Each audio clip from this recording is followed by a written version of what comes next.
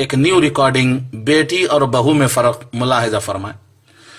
بیٹی اگر سسرال میں خوش ہے تو خوشی ہوتی ہے کہ چلو بھائی میری بیٹی سسرال میں خوش ہے، اور بہو اگر سسرال میں خوش ہے تو خراب لگتا ہے۔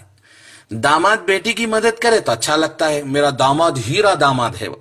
بیٹا بہو کی مدد کرے تو جورو کا غلام ہو گیا، کمینہ ماٹھی ملا۔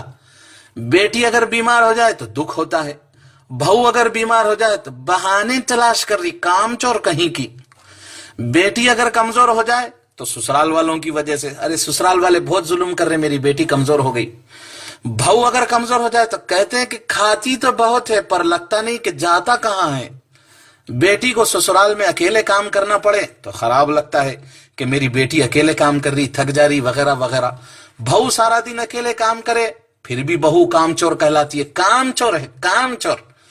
بیٹی کی ساس اور ننند کام نہ کرے تو غصہ آتا ہے، خالی میری بیٹی کام کرنا کیا، اور جب اپنے گھر میں وہ بہو کی مدد نہ کرے تو وہ صحیح لگتا ہے۔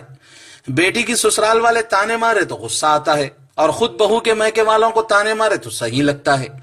بیٹی کو رانی بنا کر رکھنے والی سسرال چاہیے، اور خود کو بہو کام والی چاہیے۔ رشتوں کی خوبصورتی ایک دوسرے کو برداشت کرنے میں ہے، بے عیب انسان تلاش کرو گے تو اکیلے رہ جاؤ گے۔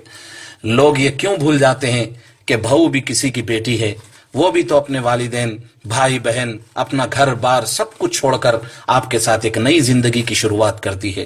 جو بھی ساس سسر یہ میری ریکارڈنگ سن رہے ہوں، میں ان سے ادباً گزارش کرتا ہوں کہ وہ کبھی بھی بیٹی اور بہو میں فرق نہ کریں، تبھی یہ دنیا بدلے گی، سماج بدلے گا، اور آپ کی بیٹیاں بھی سسرال میں خوش رہیں گی۔